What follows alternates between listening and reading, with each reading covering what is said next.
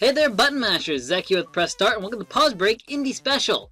It's a new show that I'm deciding to try out and see how it goes. It's about 5 to 10 minutes long, and it's going to cover 3 indie games that are kind of going through the crowdfunding kind of area right now. Pretty much the idea is to get these games out to you guys so that you see them and help get the awareness out, so that way you guys can check them out. Now, for the first episode, I'm going to go into what I really want this show to do, what I want it to be about. I'm actually going to put up a link somewhere in the corner somewhere that'll actually allow you to skip this part if you've already watched it and you're trying to show your friends some of the games later on. So, if you need to skip, go ahead and click the little box over here and skip on forward. For the rest of you guys, stay tuned. I really have a lot of hope for this show, and I want to let you guys know what the plans are. So, thanks for sticking around if you have. Pretty much what this show is about, it has 2 main goals that I'm shooting for. The first one is to really just help the indie developers with the one major trouble that they have with their games, and it's exposure. We want to get these games to as many people as possible. Because, yeah, if you're anything like me, you may not have the money to actually be able to support every awesome game you see.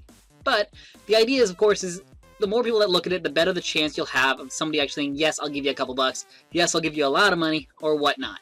So really the main thing is to get people to see it, and unfortunately, these indie developers don't have the money to spend on advertising, otherwise they wouldn't ask for money to make the game. So, hopefully I can be a great source of getting this game out and about to people so that you can actually decide whether or not you want to back them, you want to play this game, help them out. So the second thing I want to do in this series is also help those developers get the funding they need for the game. I want to kind of help them out. Something that's kind of going around Kickstarter right now is something called Kicking It Forward. It's an honor system where the developers of a game, when they are done on Kickstarter and they actually sell their game out, they promise to take 5% of their profits and put it into other Kickstarter programs to kind of say, hey, Kickstarter helped us to succeed, we're going to help the next batch succeed. And I kind of want to do something similar with my show. I want to make sure somehow that from this show doing well, I can also help these indie developers that are helping my show do well, because my show is based on their work. And if I'm going to make some money off of this video, I want to make sure they get some too, as a way of thanking them for letting me put their video of their game in my show. How that's going to work really is any video that actually I put up will be monetized. I'm sure you've already watched an ad already. Any video that makes an ad revenue total of at least $6 or more, of course, anything more will also go to it, I'm going to take half of that revenue and split it into the 3 videos that are featured. I have to choose 6 as a minimum because in Kickstarter and several of the other crowdfunding programs, you can only give a minimum of $1. You can't give anything less. And of course, 6 1/2 is 3, which goes to $1 each. So that's the bare minimum. As long as I make that, they will each get $1. And to continue that forward as like kind of a kicking it forward thing, when I bring this money to those developers, I will ask if they would have anything capable of kind of kicking forward to you guys as a way of saying, thanks for passing this video along. Because that's what I'm going to need you guys to do, pass this video around. Even if you can't back these games up that I'm pointing out, just showing it to your friends that might like this game, that could like this game, it gets new viewers to it, it gets the ad revenue up because the advertised people are very happy that other people are watching it. Don't just rapidly click on this video, that's actually illegal, so don't do it. Just to help me out with the ads, don't do that. But pass it to your friends, share it, put it up on Twitter, Facebook, whatever. That is how you'll help to increase this video's potential, and again, help the developers by just showing this game to as many people as possible. One thing I'm going to do is when I go back to the developer with the donation money, if I get any, I can then ask them, is there any sort of like gift, like maybe a key or a concept art or something you can give to us for the next batch of videos of games that I'm going to put up, to kind of give as a giveaway to you guys as saying thanks for helping them out. This is going to help to give the incentive for other people to watch these next games. And again, it's just a whole bunch of helping each other out, going down the line. They help me by letting me have this show. I help them by giving them money. They help you by giving you a treat back for watching the video and spreading it. So we're all going to help each other. And that's really what I want this video to be about, this show. I also kind of want to talk to them about doing other stuff, like interviews and things. If I can get any of these developers to come and do interviews, same thing with that. Half of the ad revenue from that will go to that game. So to give an incentive for them to want to do it, and also just, again, to help them. Any way that I can do to help them out, to make these games become a possibility, this is what I want to do.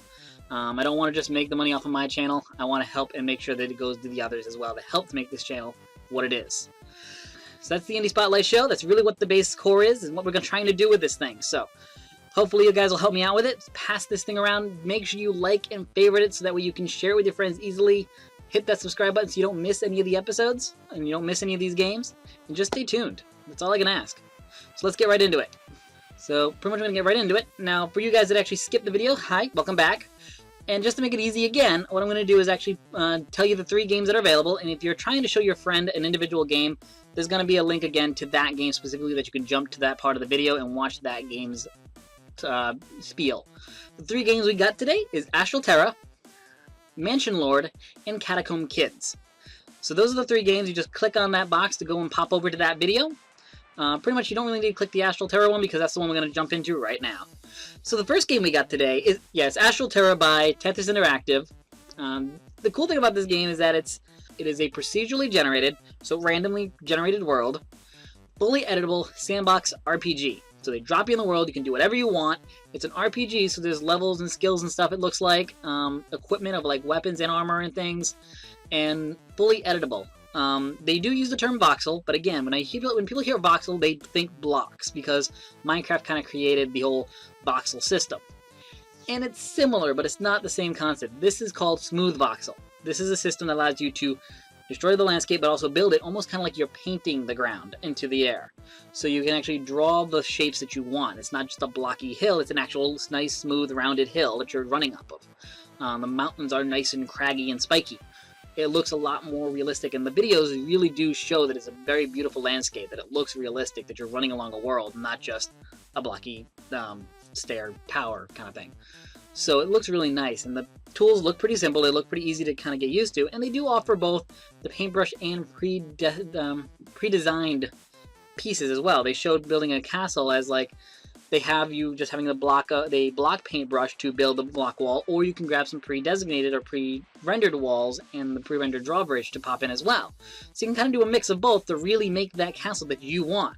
It's got multiple dimensions, and it's single player and multiplayer as well is what they're shooting for. They want you to be able to play by yourself, but at the same time, bring friends into your game, into your world, go into their world, and also go on servers. They have the PvP system enabled already. They already know they're going to do that, so you can fight with your friends. Both of you build a castle and then charge each other. And they also want to do online servers so you can play with a massive amount of people. So they have a lot of options, a lot of ideas that they want to do with this game. Their current stats right now as of today is $8.5 thousand out of their total $52,000 that they're requesting. They have 277 backers with another 24 days to go currently. So they got a good amount of time to go. They're doing a pretty good start. Reason why I'm putting this in. It's a great concept. I really want to see that more smooth type, voxel, open sandbox, create whatever you want kind of game. We have the Minecraft already to kind of give you that slight aspect, but this is really giving you that fantasy RPG, real world looking thing. The worlds look amazing. If I actually put the videos up, hopefully you'll be able to see that. So this is why I'm putting it in. They definitely show that they have a good amount of stuff already done. This is just to finalize the project. They're already on Steam for the Greenlight Citrus system, so I'll make sure to leave both links to their Kickstarter and also their Steam Greenlight, so if you want to go give them a thumbs up there to get them on Steam, I'll do that as well. That's it for Astral Terra, guys. Go ahead and check them out, hopefully, and guys at Astral Terra, I wish you the best of luck. Thanks for your responding back to me, and if we want to do any more, definitely just drop me a line. So, we're going to jump right into the second game. Second game here is an interesting one. It's called Mansion Lord by Colgom Games. This is a very hard game to explain if I wasn't doing video. If you try to just explain it by reading it, it's hard to understand. What they're kind of calling it, and what I'm going with as well, it's an RPG business simulation based on the whole whodunit murder mystery concepts in mansions. I know for a long time they used to have those mansions where you would go, you would spend the night, and it would act out a murder mystery. And it was up to you to figure out who did it. It seems kind of like similar to that, except a little more interesting, a little more fantasy-based, because they can actually kill people in games and get away with it. The game has so much features in it that's really interesting, that really seem like they could work well together if they do it right. The main focus first is the mansion. It's a completely editable mansion that you can build block by block, changing the rooms by putting items into it, furniture, accessories, and everything, based from even the bathrooms, bathtub and everything, to bookcases and pictures and mirrors. And each of these items are upgradable, changeable, researchable of new ones. It's really a mansion that you can design yourself to really make your guests happy and change their reaction, and hopefully get them to like being there so they'll stay there longer, of course. And that's the first aspect. The second aspect, of course, is your guests. You want to invite guests to your mansion to stay and have dinner and things like that. You also want to invite certain aristocrats to your mansion as well. These aristocrats will actually go around the mansion and kill your other guests. Murder them. When they do this, their bounty goes up. and this is another main way you're going to make money. Over time, you actually will hire detectives for your mansion as well. And these are characters that you're going to really invest in. When you want to then finally capture the murderer and claim the bounty, you then have to bring them into the accusation room and battle them in a turn-based team-on-team RPG battle. Back from like old Final Fantasy games almost, and even others. It's a really interesting concept to think of that. And again, the detail of this goes deeper, where your entire detectives can be equipped, leveled up, and even work on their relationships so that your detectives become friends and work well together in battle, possibly doing combos. And then again, to just increase on the amount of depth this game has, you can research new items, expand your mansion, and even send your detectives down into the cellar, which is a randomized roguelike dungeon that you can battle monsters, find items possibly, and level up your detectives. It has a lot of stuff in it, a lot of features in it. They have a very good idea of what they want. They have polished the idea. They know what they want to do. Right now, they are at 3,000 of their 28,000 requests. They have 195 backers and still 27 days to go. So I definitely think that they are off to a really good start. I'm at 3,000 about 3 days. So it's a good start. I'm really liking the idea behind it. The reason you're seeing this on here is just, again, the video shows they have a great base already there. Pretty much the game is already designed. They're just adding more to it to make it full. And I gotta admit, I do love RPGs, and simulation games are kind of my second love. So I definitely kind of like this game myself. I wish you guys the best. The game looks nice already. It looks really well polished already.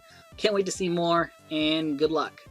So also, they're on Steam Greenlight as well, so I'll again leave both links down below so you can go ahead and check out their Kickstarter as well as give them a thumbs up on Greenlight. Alright guys, we're at the final game. This is the third game we got. This one is a very interesting one. This one is called Catacomb Kids by 4BitFriday. Kind of the idea, kind of the way they mentioned how it is, it's a brutal platform roguelike. Very hard to understand the whole roguelike system, but pretty much the idea is just a procedurally randomly generated dungeon that you travel around and collect items. Again, think Diablo, just this one's a 2D, not 2D top-down though, 2D side view. So it's very interesting, but what I've noticed on the video is that it's all about quick reactions, tactical fighting, not just running around button mashing.